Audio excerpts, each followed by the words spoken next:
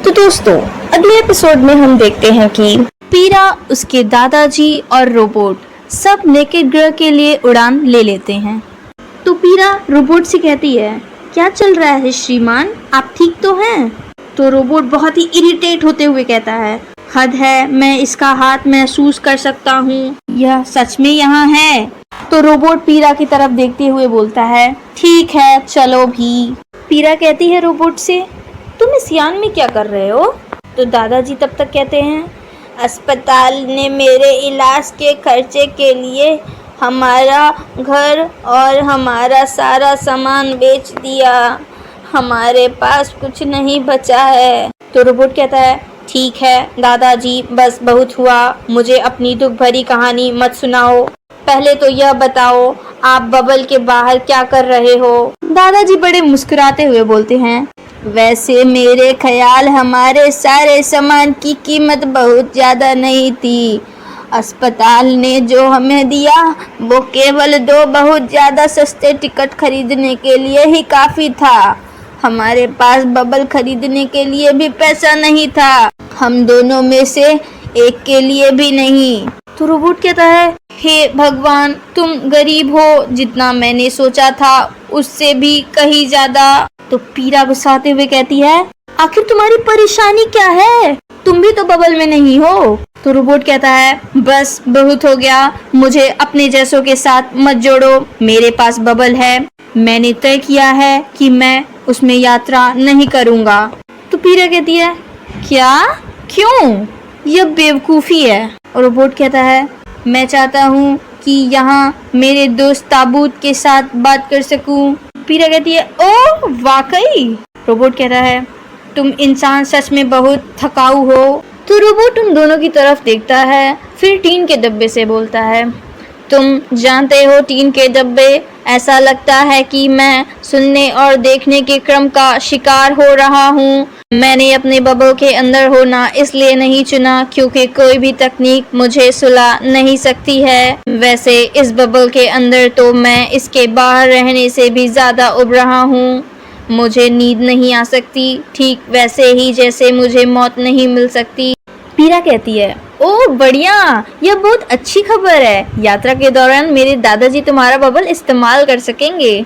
Robot कहता है, साफ तौर पर समझ आ रहा है कि इसे फर्क नहीं पड़ता कि मैं क्या कहता हूँ, सच में इसमें मुझसे ज़्यादा हमदर्दी नहीं है। दादाजी कहते हैं, नहीं पीरा, बेहतर होगा यही तुम इसका इस्तेमाल करो, स्वस्थ रहने के लिए तुम्हें आराम की ज़रूरत है।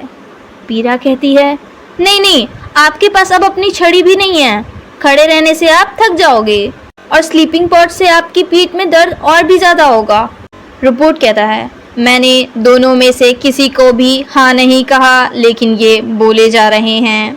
पीरा गुस्साते हुए कहती है, मैं आपसे कह रही हूँ कि मुझसे ज़्यादा आपको इसकी ज़रूरत है। तो दादाजी भी गुस्साते हुए कहते हैं, मेरे बारे में भूल जाओ, तुम्हारा आराम ज़्यादा ज़रूरी है।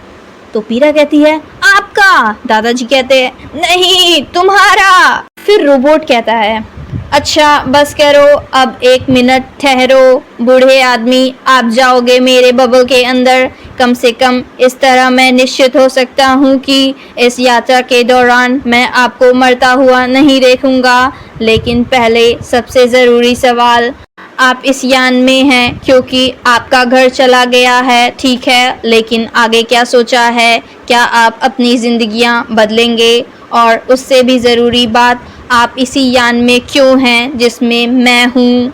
यह इत्तेफाक नहीं हो सकता, क्या आप मेरा पीछा कर रहे हैं? इस सब के पीछे क्या तुम हो स्टॉकर?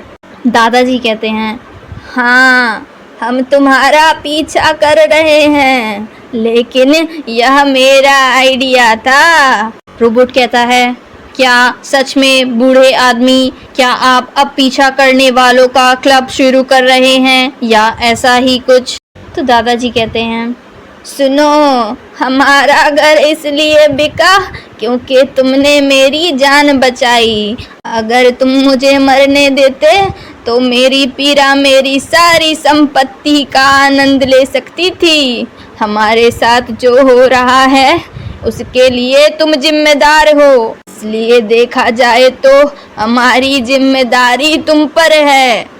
रोबोट कहता है, ओ यह बकवास बात है, आप दोनों में से कोई भी सच में ऐसा दिखावा तो नहीं करेगा कि आप इस बात पर यकीन करते हैं। दादाजी कहते हैं, बेशक हमें यकीन है। पीरा कहती है रोते हुए, मैं दादाजी से पूरी तरह से सहमत हूँ, तुम्हारी वजह से मैं अपने घर का आनंद नहीं ले सकती अकेले।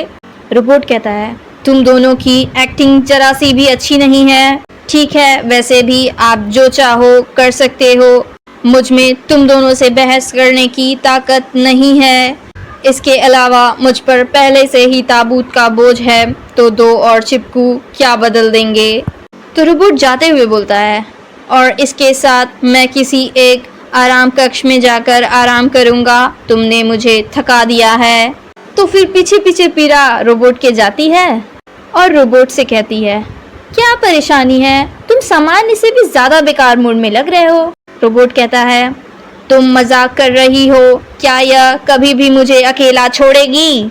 यह देखते हुए कि यहाँ सिर्फ वही यात्री है जो बबल का खर्च नहीं उठा सकते थे, मैं गरीब लोगों से घिरा हुआ हूँ। पीरा कहती है, क्या ये तुम्हारे लिए इतना बुरा है?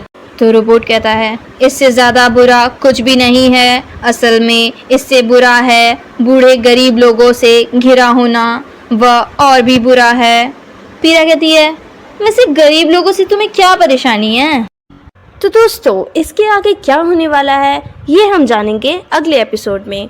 तब तक के लिए इस चैनल को सब्सक्राइब करिए और बेल आइकन को प्रेस करिए। मैं आपके लिए ऐसे ही इंटरेस्टिंग कॉमिक्स और स्टोरीज लाती रहूँगी। Thank you for watching.